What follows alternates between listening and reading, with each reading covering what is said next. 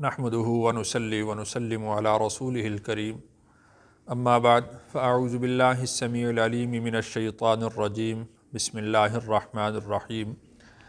آج ہم تیسرا درس پڑھیں گے جس میں ہم نصاب کی تفصیل پڑھیں گے کہ زکوٰۃ کس پر فرض ہوتی ہے اور کب فرض ہوتی ہے۔ تو زکوٰۃ کے فرض ہونے کی 10 شرائط کل ہم نے پڑھی تھی، تو اس میں ایک شرط تھی کہ صاحب نصاب ہونا۔ تو صاحب نصاب ہم کس کو کہیں گے، اس کے لیے ان 2 باتوں کا سمجھنا ضروری ہے۔ صاحب نصاب ہم اس شخص کو کہتے ہیں کہ اگر اس کے پاس صرف سونا ہو، صرف سونا، چاندی نہیں ہے، نقدی نہیں ہے، سامان تجارت نہیں ہے، صرف سونا ہے، تو وہ 7.5 تولے سونا ہونا چاہیے۔ اگر 7.5 تولے سے کم ہوگا تو وہ صاحب نصاب نہیں کہلائے گا۔ اور اگر چاندی ہے، صرف چاندی، اس کے ساتھ سونا نہیں ہے، نقدی نہیں ہے، سامان تجارت نہیں ہے، صرف چاندی ہے، تو 52.5 تولہ چاندی اس کے پاس ہونا چاہیے۔ اگر 52.5 تولہ چاندی سے کم مقدار میں چاندی اس کے پاس ہوگی تو وہ بھی صاحب نصاب نہیں کہلائے گا۔ اور اسی طرح اگر نقدی ہے، سونا نہیں ہے، چاندی نہیں ہے، صرف نقدی ہے، اس کے پاس پیسے ہیں، کیش ہے، تو وہ 52.5 تولہ چاندی کی قیمت کے برابر ہونا چاہیے۔ 52.5 تولہ چاندی کی قیمت کے برابر ہونا چاہیے۔ اسی طرح اگر سامان تجارت ہے، ایک آدمی دکانداری کرتا ہے، اس کی وہ دکان ہے، وہ سامان تجارت ہے کہ جس کو وہ فروخت کر کے نفع حاصل کرتا ہے۔ وہ دکان کسی بھی چیز کی ہو سکتی ہے، وہ موبائلوں کی بھی دکان ہو سکتی ہے، لیپ ٹاپ کی دکان ہو سکتی ہے، کریانہ کی دکان ہو سکتی ہے، کسی بھی چیز کی وہ دکان ہو سکتی ہے، تو وہ سامان تجارت ہے۔ اگر سامان تجارت ہو تو وہ جو سامان تجارت ہے اس کی قیمت 52.5 تولہ چاندی کے برابر ہونی چاہیے۔ اور 52.5 تولہ چاندی کی قیمت آج کی تاریخ کے مطابق یعنی 21 فروری 2025 کے مطابق 1,80,705 روپے بنتی ہے۔ یعنی ایک آدمی کی کریانہ کی دکان ہے تو وہ اپنی کریانہ کی دکان کا حساب کرے گا۔ اگر اس کی دکان میں 1,80,705 سے زائد رقم کا سامان تجارت موجود ہے تو پھر سال پورا ہونے کے بعد اس پر زکوٰۃ فرض ہو جائے گی۔ اسی طرح اگر کسی کے پاس 1,80,705 روپے، اگر اس کے پاس اس سے زائد رقم موجود ہے، نقدی ہے، تو سال پورا ہونے پر اس پر زکوٰۃ فرض ہو جائے گی۔ یہ میں نے اس کنڈیشن کے ساتھ بتایا کہ صرف سونا ہو، صرف چاندی ہو، صرف نقدی ہو یا صرف سامان تجارت ہو۔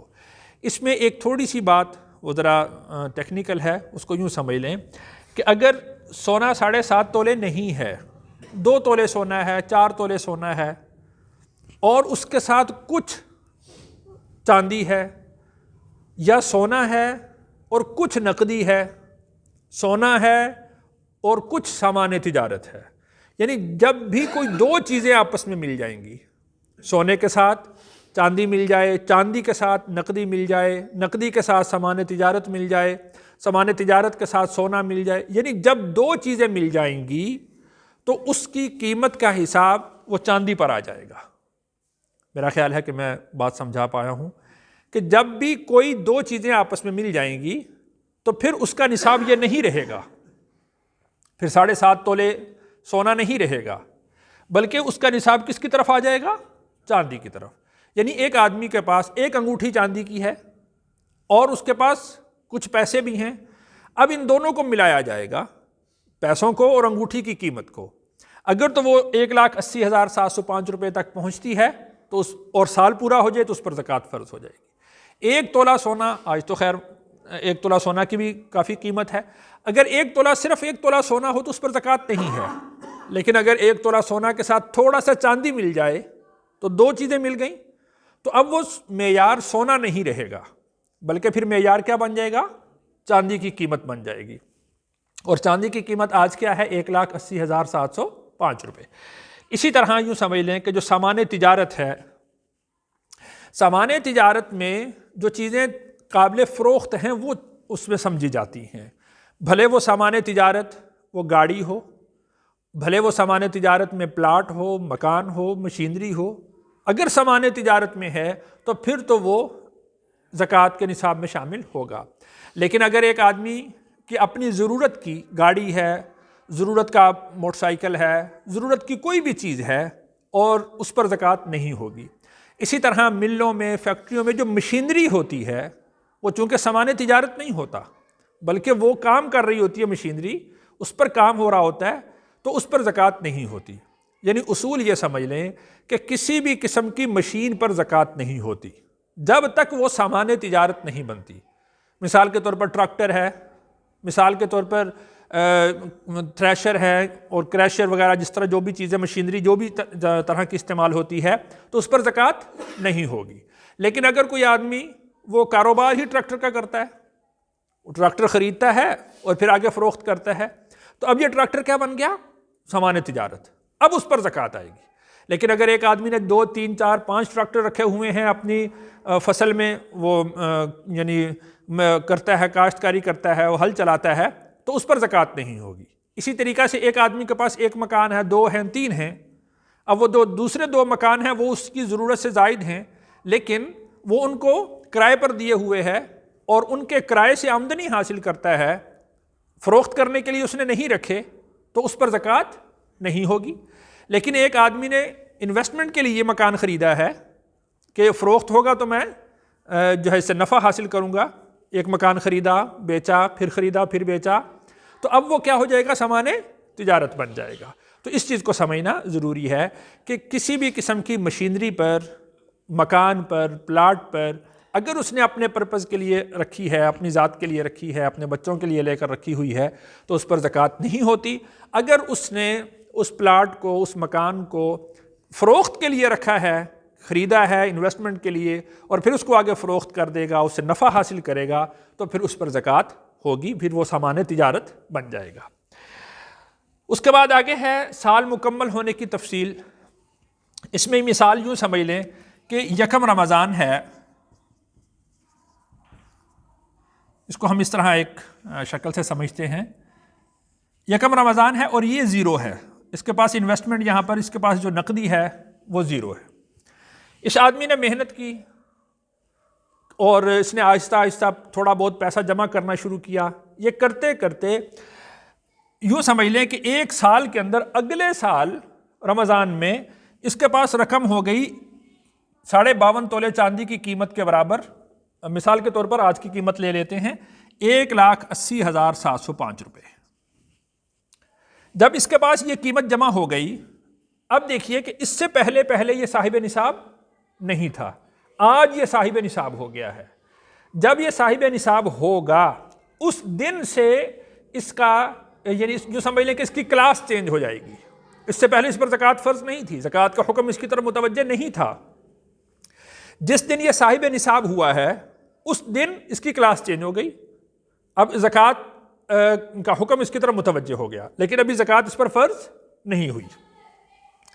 اب یہ اگلے سال تک، یعنی یوں سمجھ لیں کہ یہ 0 سے 1,80,000 پہ آ گیا تو یہ صاحب نصاب بنے گا۔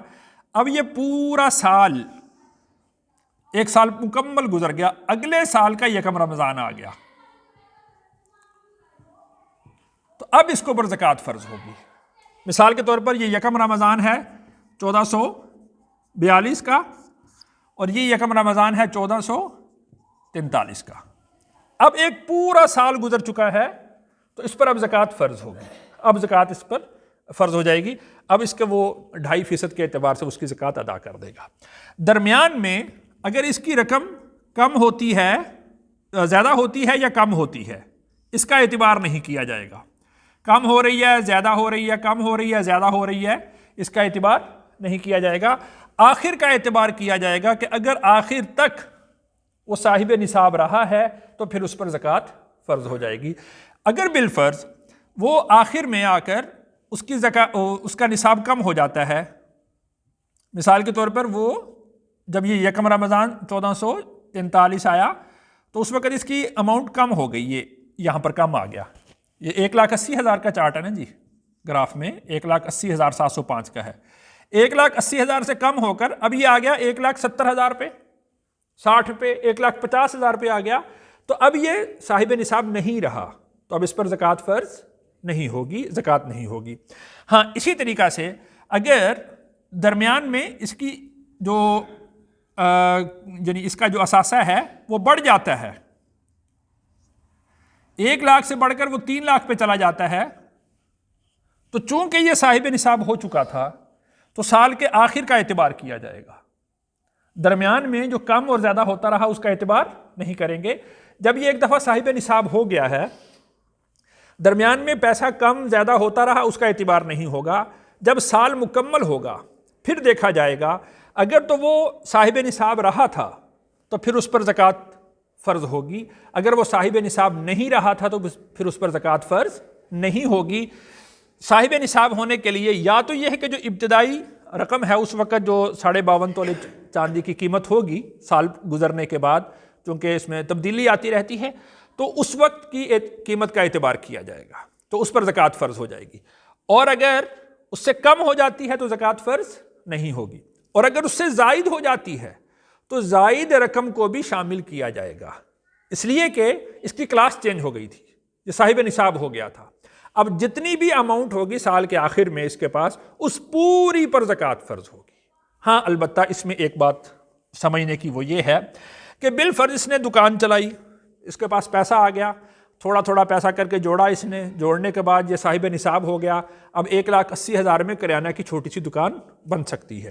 خدا نہ خواستہ درمیان میں ایسا ہوا کہ اس کی دکان کو آگ لگ گئی، چوری ہو گئی، کسی بھی طرح سے کوئی ایسا نقصان ہوا کہ اس کا یہ جو اثاثہ تھا یہ سارا کا سارا بالکل زیرو پہ آ گیا۔ جب زیرو پہ آئے گا تو پھر یہ سال کا جو پچھلا حصہ ہے یہ مائنس ہو جائے گا، سال کا پچھلا حصہ کیا ہو جائے گا؟ سارا مائنس۔ اب پھر جب یہ آہستہ آہستہ محنت کرتے کرتے کرتے کرتے جب جوڑ کر دوبارہ 52.5 تولہ چاندی کی قیمت کے برابر پہنچے گا تب یہ دوبارہ صاحب نصاب کی کلاس میں داخل ہوگا، ادروائز یہ صاحب نصاب کی کلاس میں شامل نہیں ہوگا۔ یہ مطلب ہوتا ہے سال مکمل ہونے کا۔ جہاں بھی اگر وہ زیرو پر دوبارہ آ جاتا ہے، زیرو پر دوبارہ آ گیا تو پچھلا سال پورا مائنس ہو جاتا ہے، وہ ختم ہو جاتا ہے، اس کے اوپر دوبارہ زکوٰۃ، یعنی جو پچھلا سال ہے اس پر زکوٰۃ نہیں آئے گی۔ جب وہ دوبارہ پیسہ جمع کرے گا اور دوبارہ وہ صاحب نصاب کی لسٹ میں شامل ہوگا، صاحب نصاب کی کلاس میں آئے گا، تو پھر اس کے بعد نئے سرے سے سال شروع کرنا ہوگا۔ یعنی یوں سمجھ لیں، اس کو انگریزی مہینے کے اعتبار سے یوں سمجھ لیں کہ ایک آدمی نے جنوری میں دکان بنائی تھی اور اس کے پاس 1,80,705 سے زائد رقم کی اس نے دکان بنا لی، کریانہ 2 لاکھ کا اس نے کریانہ کا سامان ڈال لیا۔ جنوری، فروری، مارچ میں وہ خدا نخواستہ کوئی چوری ہو گئی، آگ لگ گئی، کسی بھی طرح سے ایسا نقصان ہوا کہ اس کی دکان بالکل تباہ ہو گئی، ختم ہو گئی۔ اب وہ جو 3 مہینے تھے اب وہ مائنس ہو جائیں گے، اب وہ ختم ہو جائیں گے۔ اب اس نے اپریل، مئی، جون، جولائی، اگست، وہ پھر دوبارہ محنت مزدوری کرتے کرتے اس نے وہ پیسہ دوبارہ جوڑا، جوڑنے کے بعد وہ اگست میں دوبارہ 2 لاکھ روپیہ جمع کرنے پر کامیاب ہو گیا۔ اب وہ اگست سے شمار کیا جائے گا صاحب نصاب ہونا۔ جیسا کہ کل میں نے یہ بات عرض کی تھی کہ حولان حول سال مکمل ہونے کی جو شرط ہے وہ اسلامی مہینے کے لحاظ سے ہے، لیکن میں نے صرف مثال دینے کے لیے انگریزی مہینے کی مثال دی۔ اگر وہ اگست میں دوبارہ 1 اگست کو وہ دوبارہ اتنا پیسہ جمع کرنے پر کامیاب ہو جاتا ہے تو اب وہ دوبارہ اگست سے اگست تک چلے گا، اس طرح اس کا پورا سال ہوگا۔ تو یہ مطلب تھا نصاب کی تفصیل کا، سونے کی، چاندی کی، نقدی سامان تجارت کی، اور یہ سال مکمل ہونے کا یہ مطلب تھا۔ اللہ تعالیٰ سے دعا ہے اللہ تعالیٰ مجھے اور آپ کو احکام شریعت سمجھ کر عمل کرنے کی توفیق نصیب فرمائے۔